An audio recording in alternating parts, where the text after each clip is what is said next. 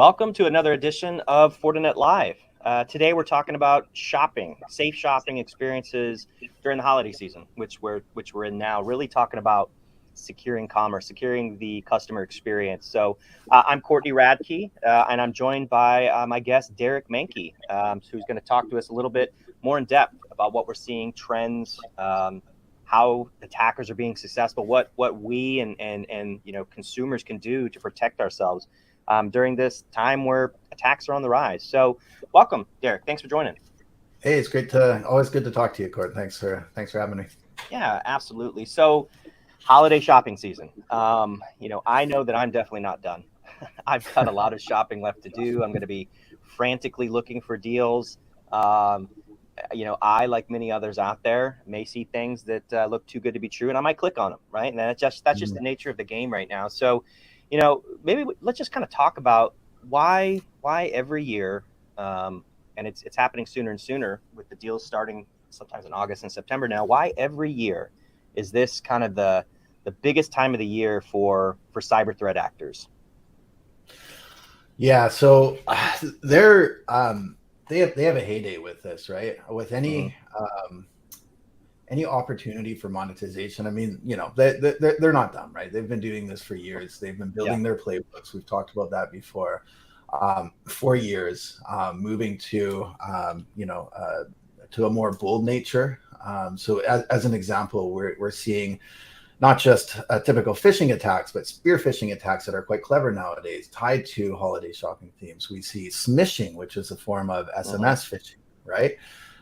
That didn't really exist, let's say, 5-6 years ago, right? It started becoming popular, but now we have vishing becoming more popular. That's more bold because now you have a voice. The threat actors are actually getting on the phone and directly talking to their victims, right? So they're not afraid, and that's what's really. I think they're actually confident because of all the profit that they've been making, quite frankly. And once they're fed, they will keep coming back for more, right? And that's what we're seeing. That's what I mean about the heyday. This is the season, right, where people are opening up their wallets, some crypto wallets, right, to make transactions and purchases. And that, if I think of the holiday shopping season, it's attack surface, right? It just lights up across the board because, as I mentioned, it's not just email, but also your mobile phone. While you're in physically in shopping stores as well, it's literally almost every corner that you turn around. Yeah, I mean, we'll touch on the physical and digital and how that's causing more concerns here in just a minute. But you touched on it. The statistics, we keep breaking records of more ransomware paid out every single year. Not a record we want to have. And you touched on, this is the time when consumers open up their wallets, crypto wallets or otherwise, but this is also the time when it's make or break for some retailers that are out there. That they make more money in these weeks and months now leading up to the holiday season than sometimes the entire year. So, they want to assume that they're getting more customers shopping with them than ever before. They want to, spread things out there, get more avenues, more touch points, for these customers to shop with them. And I think oftentimes, just as we as people, consumers, make emotional responses to some of those things, sometimes these get overlooked by retailers that are out there. I've seen, a lot of times, botnets, things like botnets becoming really prevalent at this time of year. You want to assume that, wow, did I really just get more people signing up for my loyalty app than I've had in the last 5 years combined? And they don't go back and look, as those actual people. So I think everybody is just, emotions are on high during this time of year, and things do get overlooked, especially as you just touched on it. The attack surface is just, expanded. And I think it's interesting what you're talking about. There's always well, there's more than two, but simply two angles to look at this, right? In terms of who's vulnerable. Certainly the consumer and the end user, but certainly the retailers as well. And we see that every year, right? Everything from brand and reputation damaging, from sites that are commonly ripped off. Like, again, when it comes to these phishing kits that attackers are sending up, they're not in HTML1 and old school phishing kits. These are all modern, up to date, right on brand, right? They'll do typo squatting, register new domains, use botnets, like you said, Yep. like fast botnets is one technology so that they won't be taken down too easily. And that's a real threat to retailers. And then you mentioned the R word as well too, the household name that we all know as ransomware.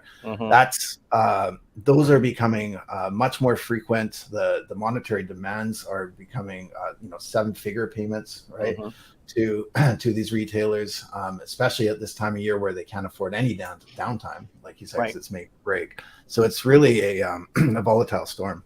Yeah, and so we've kind of, you focus on the e-commerce side or the website of it, but really, digital is making its way into physical more than ever before, because customers want ease. Consumers want frictionless experiences. They want more personalized experiences. They may not want to ask how they're actually getting that much personalized experiences, but they know that it's data. There's more data out there than ever before, and it's coming into the physical space. We see, kiosks, sensors, IoT, all of this stuff. And I think that is why retailers now more than ever before, because they've created these amazing digital touch points that consumers are used to them. They love to use their phone to interact with the business. That's made their way into physical. So now we have both cyber threats in store, and we have them online and above store. So maybe what are you seeing around that of the physical creating such issues now in the cyber landscape? Yeah, we often don't talk about physical enough, and you're right. It's becoming more and more increasingly blurred, especially as we move into the future. And that was in our predictions with augmented reality, VR. That's going to be a whole next level retailer discussion. We're not there yet, but it'll be interesting maybe the next time we talk. But in the physical world, of course, you have the old school threats that are still absolutely valid. So threats going after point of sale terminals, we see that it's still a very highly detected threat that we see from FortiGuard Labs.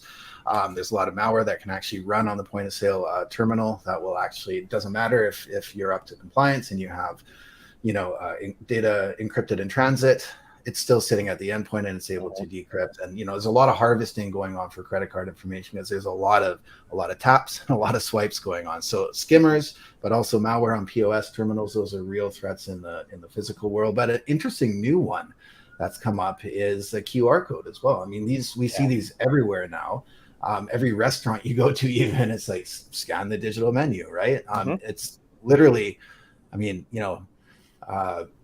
even my non-technical friends are able to use that every day. And it's a camera, right? Just scan it with your camera. And you're right. Every restaurant, lots of organizations have them. And how much easier is it to print out a QR code and slap that over the top of something legitimate, or just put your own out there, versus, what we saw on credit card skimmers, that they got very sophisticated, but it's still physically, you have to be there. They put it on. A QR code seems a lot easier to pull off. Yeah, and it's also included on a lot of product labels as well now too, right? And that's a big threat if you think about it, because if anyone's browsing physically in a store, a big box store, and they go pick up an appliance, quick scan, it can easily go to one of those scam sites, right? So this is it's a very interesting attack vector, but absolutely physical world based, and something I expect to see more of. But again, this is just that. It's not a shift. It's this expanding attack surface that's including the physical world as well. Yeah, it's yet one more thing that they have to worry about. They couldn't keep up with what was already happening. Now they got all this stuff that they're bombarded with. And we're talking about protecting customers. We're talking about businesses protecting their business. But if you really think about it, we've talked about this. Crime, organized crime, it is a business now. This organized cybercrime, it's now a business. Maybe talk a little bit about how that landscape has kind of changed a little bit as well.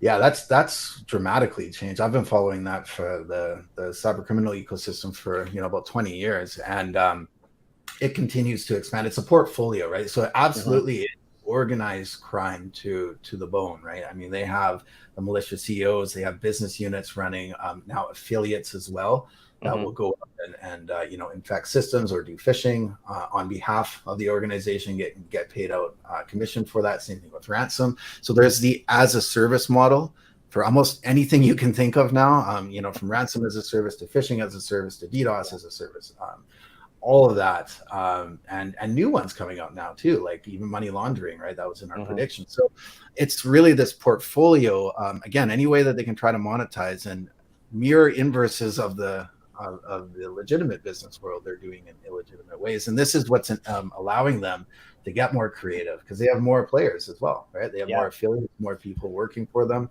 each has their own idea as to how they're going to be, launching a phishing attack, or maybe printing up that malicious product code, that QR code we're talking about, and slapping it in their local store to make a quick buck. Yeah, so, they're joining forces. They're strength in numbers. They're as you said, they're recruiting.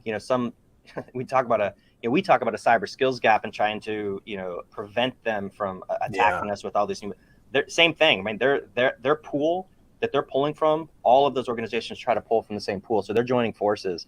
That's very interesting to see. And the other thing is that they are they're not afraid, like I said. So the recruitment in particular is something that everybody has to watch out for, because they're very aggressive when it comes to trying to recruit talent, right?